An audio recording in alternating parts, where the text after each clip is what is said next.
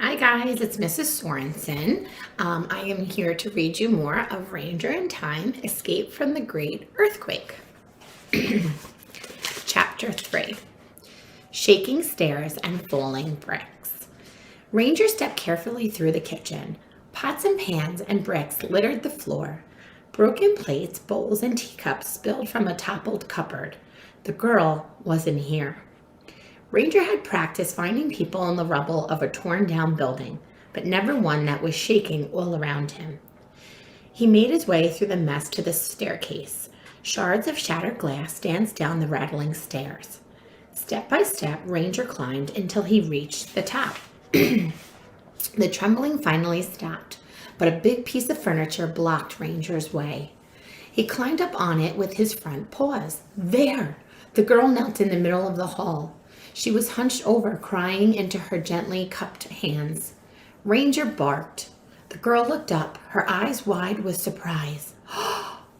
Ranger made his way over the falling cupboard to her side. Tears streaked down her cheeks. I left him here, she whispered, and held her up her hands. A limp little goldfish, all covered in dust, rested in her palms. Gum was all right after the first quake. I was so thankful for the good fortune, but then I left him. Ranger didn't understand what the girl was saying, but he understood sadness. Ranger remembered when Sadie's hermit crab had died last summer. The whole family had gone to the garden to bury it near the roses. Sadie had cried and cried. Ranger had stayed close to her, licking her hand once in a while to remind her he was there. Ranger sat down beside the girl with the dusty fish. He nuzzled her shoulder with his nose. She laid the fish gently in the puddle on the floor and wrapped her arms around Ranger's neck. Something creaked and thudded above them. Plaster rained down from the ceiling. Ranger's skin prickled. The trembling might have stopped, but the house was not safe. Ranger barked. He nudged the girl until she stood up. Then he leaned against her and pushed her towards the stairs. She hesitated, looking back at the little fish. Ranger barked again, and she seemed to wake from her daze. She scrambled over the cabinet and started down the steps with Ranger at her side.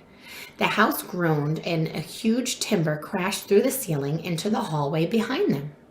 A cloud of dust blasted down the stairway. Lily stumbled down the last few steps and fell onto her knees at the bottom of the stairs. Ranger nudged her way to her feet. He felt her shaky hands on his collar as he led her through the kitchen and back outside. There you are, called an older woman in a large black dress. Thank you, Lord, you are safe. Lily nodded. Her insides were too churned up to let her speak. She stared at the tilted, battered buildings all up and down the hill. People streamed into the street. Some crawled out of their broken windows onto the sidewalk. Many were still barefoot, in nightcloths. Others had put on all their best outfits in layers, from their Sunday shoes to their Easter hats. Cats raced like shadows into the alleys. Dogs crouched low with their tails drawn in, scooting over the ground in a panic. The whole city swarmed like an anthill someone had stirred up with a stick. A parade of frazzled neighbors had already started up the hill. Families filled the streets, carrying bundles of clothes and food over their shoulders. Some trotted along with heavy baskets. Others pulled trunks with thick ropes over the cobblestone. You must stay together as we walk to the church, Lomo said as she lined the girls up. Lily found the bundle of clothes and food she dropped in the street when she ran back inside. She looked up at the house. Poor Gum. She hadn't even been able to give him a proper goodbye. Come on, Lomo said quickly. Lily picked up her bundle and fell into line. Ranger stayed at her side, and they began the long march up the Sacramento Street hill. The girls walked quietly, lugging the few things that they had time to grab. Some of the younger children were crying. Hush now, Lily whispered as they walked, but with every step, the lump in her throat grew bigger and bigger. She tried to be brave and cheerful for the little ones. It will be all right, you'll see. Lily looked down at the shaggy dog trotting beside her. It hadn't left her side since it found her in the crumbling hallway upstairs. Maybe the golden dog was Gum Gum's spirit looking after her now. Or maybe it was just a neighborhood stray scared like all the rest. And what was the strange box it wore around its neck? Lily squinted at the faded lettering on the metal. It was a first aid kit.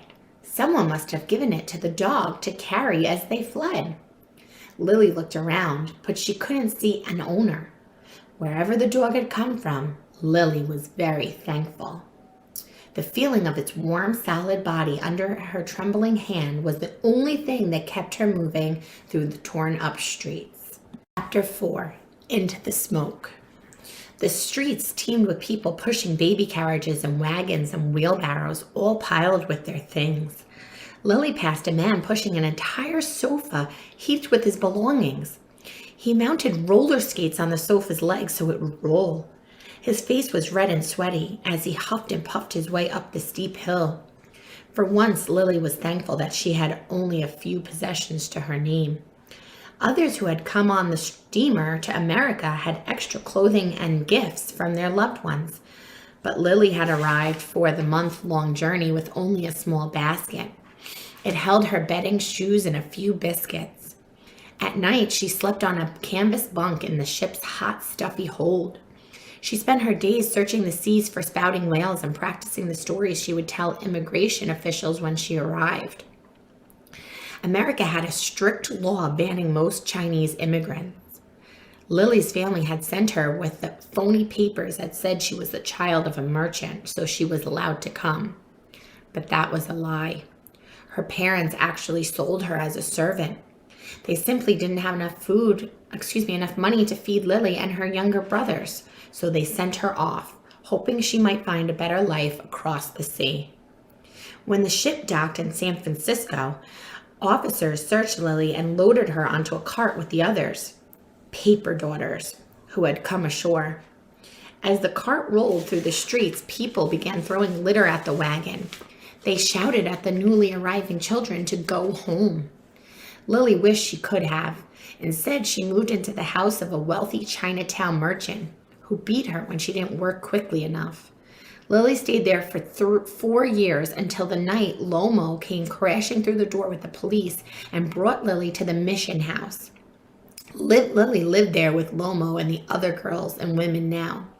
Lomo taught the girls to cook, sew, and clean, all the skills that would train them to be good wives. But Lomo wasn't interested in Lily's real dream, going to school so she could become a doctor one day. Lily knew that wasn't likely. A Chinese woman might become a teacher, but not a doctor. Still, Lily couldn't stop thinking about the possibilities. She'd heard Lomo talking about Elizabeth Blackwell with the church women once. Elizabeth had been the first woman to receive a medical degree in America, and now there were schools for other women too. Lily had asked Lomo about them. Lomo shushed her and handed her a broom. Lily sighed and wiped the sweat from her brow. Her dream seemed further away than ever. When the city crumbling to pieces around her, Ranger walked beside Lily as the girls trudged up the hill. He was glad the earth had stopped shaking, but the sidewalks were heaped with bricks and splintered wood. He was crossing a buckled street when his paw came down on a shard of broken glass. Ranger yelped. "What is it, dog?" Lily looked down. "Are you tired? It's a steep hill." Ranger tried to keep going. He knew Lily should stay with her group, but with every step, the glass poked deeper into his poor paw. Ranger whimpered, and Lily looked down again. "You're limping. Let me see." Lily stopped and knelt beside Ranger. She lifted his paw. "You poor thing. Here." She used the tips of her fingernails to ease the glass from Ranger's paw. "It's out now," Lily said, "but it might still be hard for you to walk. I'll carry you." Lily lifted the first aid kit from around Ranger's neck. She knelt down, united her bundle of bedding and clothes, and tucked Ranger's first aid kit inside. Then she stood ready to catch up to the others, but Lomo and the girls were gone. Lily couldn't spot anyone she knew in the crowd surging up the hill. "It's all right, we'll find them. We won't be on our own for long," Lily said the words out loud, trying to convince herself. Lomo had told Lily the cruel merchant would try to steal her back if she ever left the house alone. Lily's heart raced. As she started up the hill again, a frantic, frightened voice rose out of the crowd. "Father, father!" Lily searched the crowd and gasped. "May?" she shouted and held her hand high so the other girl could see. May Wang was the daughter of the Chinese grocer. When Lily had been a servant, she'd rarely left the house, but one time she'd been sent to the Wang's market for vegetables when her master was ill. She'd met May that day and watched for her out the window ever since. Lily was very envious of May, who passed by in the morning with her arms full of school books. May was one of the few girls who went to the Chinese primary school. Her parents believed that girls should be educated as well as boys, so May went along with her little brother Lee. But today May was alone. She ran to Lily. "Father left with Mother to try and find a cart because she can't walk through this mess with her bound feet. He told us to meet them at the Vaness, but my brother ran back into the shop for water and..." May swallowed hard and took a gasping breath. "The roof collapsed. I called for little brother, but he didn't answer. I have to find Father." Lily stood up tall and looked over the pulsing crowds. Even if May's father were close by, they'd never find him in this mob. He couldn't help, but Lily could. She left Gum Gum behind, but that wouldn't happen again. It couldn't happen, not to May's little brother. "I'll go back with you," Lily said, grabbing May's hand. "We'll find him. Come on." They turned and hurried back down the block. Ranger hesitated. The air was thick with dust, smoke, and fear. That wasn't where the other girls from the house had gone. It didn't feel safe, but Ranger felt an unmistakable tug. With Lily was where he needed to be, so he bounded off after her down the hill. And that's all for today.